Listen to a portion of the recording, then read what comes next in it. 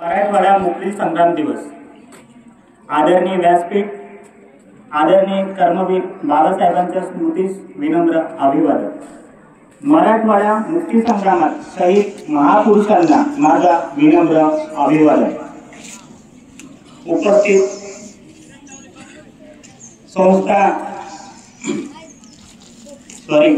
संस्था कुटुंब प्रमुख आदरणीय अण्णासाहेबांना सुद्धा माझा आदरणीय नमस्कार। तसेच संस्था पदाधिकाऱ्यांना माझा आदरणीय नमस्कार।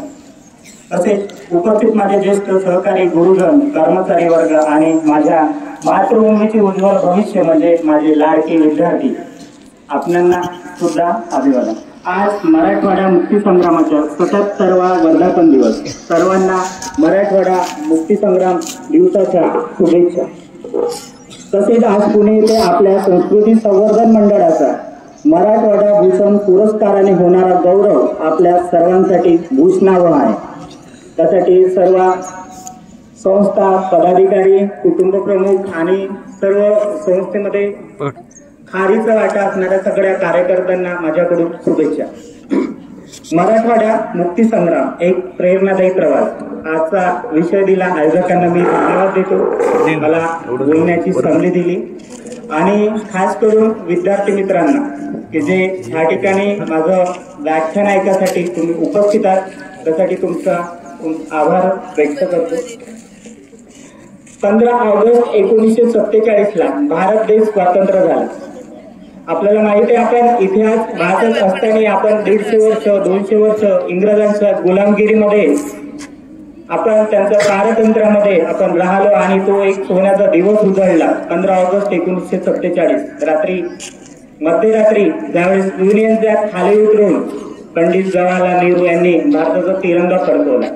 पण मित्रांनो, एक दुःखाची गोष्ट अशी होती की भारतामध्ये भारत पाकिस्तान फाळणी झाली आणि त्या भारत पाकिस्तान फाळणी झाल्याच्या नंतर 565 संस्थान भारतामध्ये विलीन होणे आवश्यक होते, पण त्याच्यातले 562 संस्थान भारतामध्ये विलीन झाले आणि उर्वरित 3 संस्थान राहिले होते। जुनागड संस्थान गुजरात सौराष्ट्र समुद्र किनाऱ्यावरती आहे आणि पाकिस्तानच्या सीमेला लागून आहे।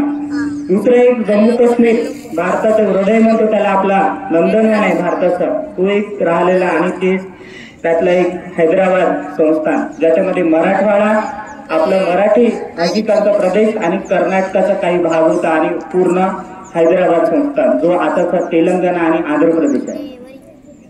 जुनागड संस्थान भारतामध्ये विलीन करणार नाही म्हणून तिथल्या नवाबाने डिक्लेअर करून टाकले। 1947 ला सांगितलं की आम्ही पाकिस्तानामध्ये चालले जाणार। आज विचार करा की पाकिस्तानमध्ये असलेलं बलुचिस्तान, त्यांची स्थिती काय आहे। तर आपले भारताचे लोहपुरुष पहिले गृहमंत्री सरदार वल्लभभाई पटेल यांनी त्या ठिकाणी हस्तक्षेप करून त्या ठिकाणी निवडणूक घेतली आणि लोकानुमताने 91% लोकांनी मतदान केलं आणि सांगितलं की आम्हाला भारतामध्ये विलीन व्हायचं आहे। जुनागडचा प्रश्न झाला, तसंच राजा हरिसिंग काश्मीर या ठिकाणी सुद्धा तोच प्रश्न होता की आता कुठं तटस्थ राहायचं की कुठं। हरिसिंगाने सांगितलं की आम्ही स्वतंत्र राहतो, ना पाकिस्तानात ना भारतात। पाकिस्तानने 30 संधी बघितली, 1947 ला आपल्यावर आक्रमण केलं, कुणावर? काश्मीरवर। राजा हरिसिंग यांनी मदत मागितली की आता आम्हाला तुरंत सहाय्य केल्या आणि भारतामध्ये विलीन होण्याचं मान्य केलं। प्रश्न 2 संस्थानाचा मिटला, प्रश्न राहिला 3ऱ्या संस्थानाचा। मित्रांनो, मुक्ती संग्राम, मराठवाडा मुक्ती संग्राम हा काही एका दिवसाचे नाही। भारत स्वतंत्र झाला आणि आम्हाला स्वातंत्र्य मिळायला पाहिजे, आम्ही महाराष्ट्रात जायला पाहिजे, आम्ही भारतामध्ये राहायला पाहिजे, ही गोष्टच नव्हती त्यावेळी। तर ती तुमच्या सारख्या विद्यार्थ्यांनी निर्माण केलेले 1938 मध्ये वंदे मातरम चळवळ निर्माण केलेली होती। निजामाला वाटलं, काँग्रेसचा प्रश्न होता त्यावेळेस, काँग्रेस घराघरात पोहोचलेला होता स्वातंत्र्य लढ्यासाठी, ग्रामीण भागामध्ये पोहोचलेलं होतं। जर यांनी वंदे मातरम गीत आपण म्हणून मी वंदे मातरमनी सुरुवात केली त्यासाठी, विद्यार्थ्यांना वंदे मातरम म्हणण्यासाठी बंदी आणली। इंटरमिडिएटचे स्टुडंट होते औरंगाबाद उस्मानिया विद्यापीठाचे, औरंगाबादचे आपले 300 विद्यार्थी होते मराठी 300 विद्यार्थी होते। त्या 300 विद्यार्थ्यांना सुद्धा असे साधारणतः 1200 विद्यार्थी होते त्या वसतिगृहात राहणारे, कॉलेजमध्ये राहणारे। त्यांना सांगितलं की तुम्ही वंदे मातरम म्हणायचं नाही, दडपशाहीचं धोरण। त्यांच्यावरती अनेक अटी, जाचक अटी लादल्या गेल्या। ड्रेस कोड पासून तर सगळ्या गोष्टीपासून की आम्ही निजाम म्हणेल त्या पद्धतीने तुम्हाला रागायचं.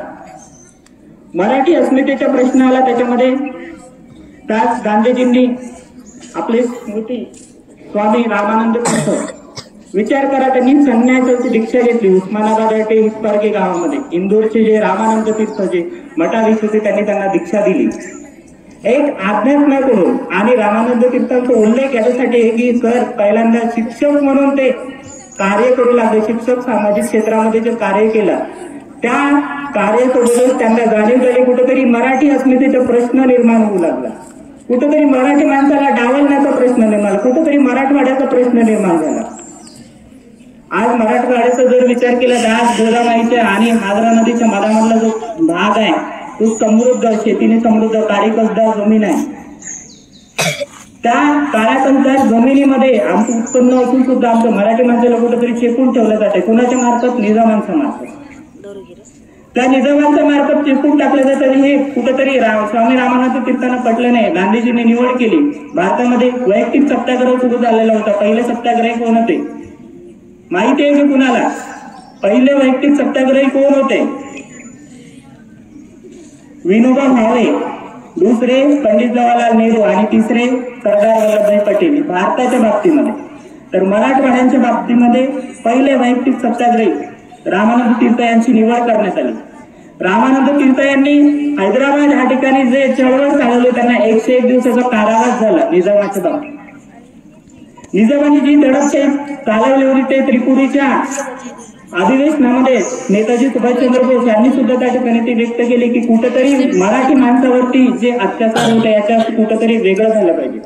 1938 पासून जी चळवळ सुरू झाली त्याच्यामध्ये बऱ्याच घडामोडी घडल्या. 1941 त्याच्यानंतर भारत छोडो आंदोलन, चलेगाव चळवळ, हा सगळ्या चळवळीमध्ये मराठवाडा मुक्ती संग्रामाचे जे धुरा महत्वाची जे सांभाळली तिथल्या महिलांनी सांभाळली. महिलांचा उल्लेख याच्यासाठी करण्यात येतो कारण की एक महिला म्हणून 1938 ते 48च्या काळामध्ये एक महिला म्हणून जिल्हा महिलेला जे स्वातंत्र्य होते ते नव्हते.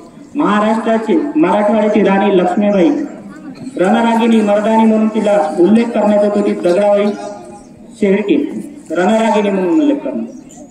दगडाबाई शेळकेंना जेव्हा माहिती झाला की रामानंद तीर्थ यांना अटक झाली, आता काय करायचं, कारण की ते तिचे आध्यात्मिक गुरु सुद्धा होते आणि ती त्यांना खूप रिस्पेक्ट द्यायची. तिला माहिती आल्या तिने सरळ सांगितलं घरी, माहेरी आणि सासरी दोन्ही ठिकाणी विरोध व्हायला लागला तिचं की आंदोलन सत्याग्रह म्हणजे काय, महिलांचं काम नाही, सत्याग्रह म्हणजे महिलांचं काम नाही. तरी तिने न जुमानता त्यावेळेस आज जे वेशभूषा आहे पुरुषांची ते वेशभूषा घेऊन ती घोड्यावर चढली. वरून तिला एक अपंग मुलगा होता. अपंग मुलाची जबाबदारी कुणावर टाकायची? परिवाराने त्या हात वरती केले की आता तुझा आमचा संबंध नाही. तरी तिने जुमानता न जुमानता सर्व आली तर